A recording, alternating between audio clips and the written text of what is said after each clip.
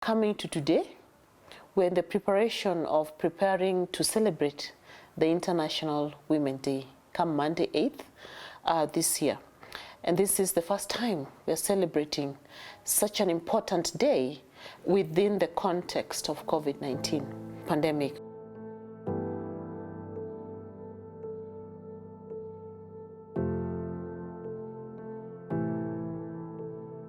Kuna wenye hawako hapa, si ndio?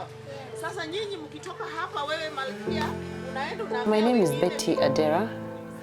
I am Miss President, Nairobi City County, and I work for my own organization, Betty Adera Foundation, but I also work for another organization called Project Concern International.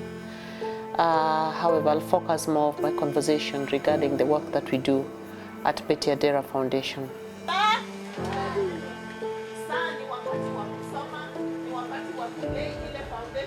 Unakuwa mkulima kiongozi ndio sasa uwe Malkia.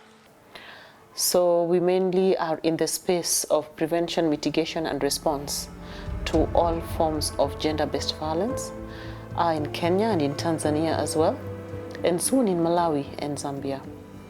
And we work for and with women, girls, women of all ages, the young women, the mature ones. And we just bring them around a table and create a safe space for them to speak up on their issues. And then together we come up with an individualized treatment plan for each and every person, because everybody who walks into our door is unique. Malkia anakuwa yule msichana ambaye anapenda wasichana wenzake. Today I was honored to be part of the Simama and Malkia team who did all the work. My job was just to show up with also my contribution to the event.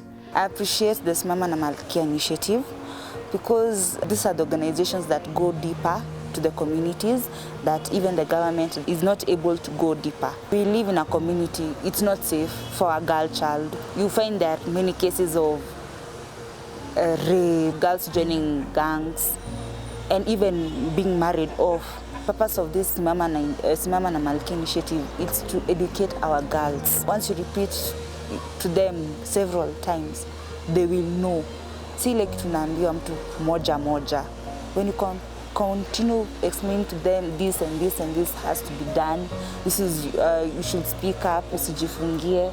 You find that when you go to a community such as the one that we went in today, it's not just the child you're going to see, it's not just the girls or the boys that you're going to see, but every child, every girl, every boy, represents a family, represents a story, represents a community.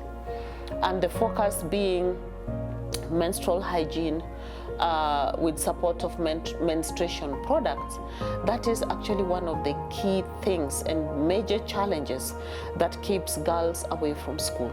I know sometimes on their first day or their first time, I know it's a bit scary.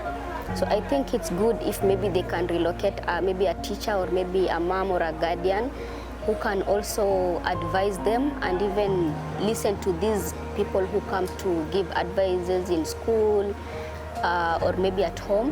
There are thousands of girls in this country who cannot stay in school consistently because they do not have menstruation products. So when it is that time of the month, it means that they stay at home. And I have witnessed with my own two eyes cases where girls, because of lack, because of poverty, they have to cut a piece of mattress and then put it in a socks. So that is what they use, and we can imagine just how unhygienic that is.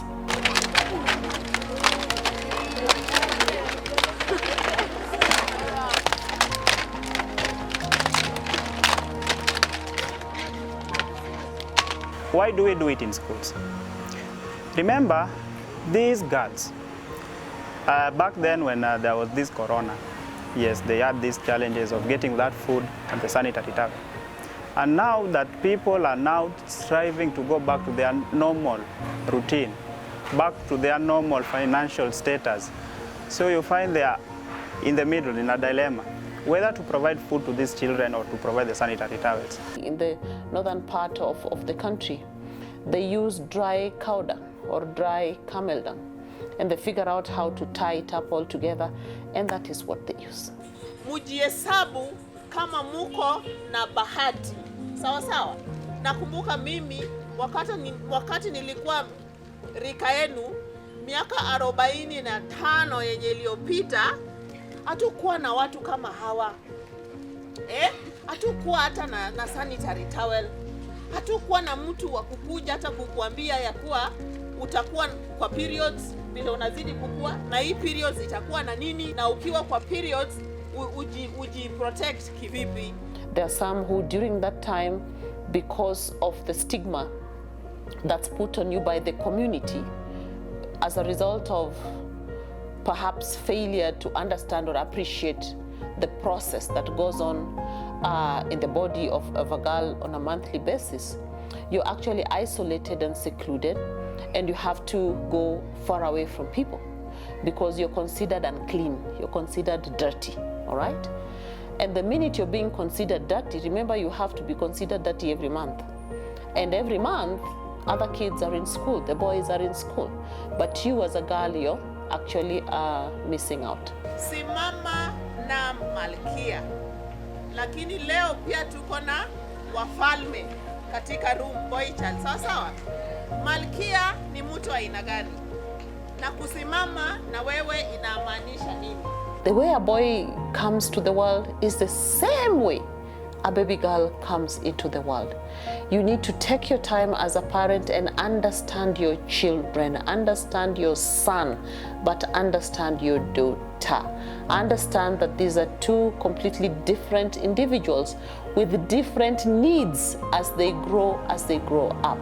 And because they are your children, it is your responsibility not only to nurture their character, to instill the kind of values that you want to instill in them, but also to make provision for them as they grow up.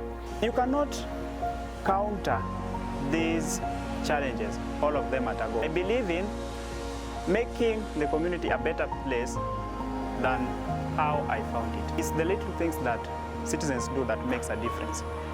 For me, my little thing is the Saabiko group of friends. What's yours?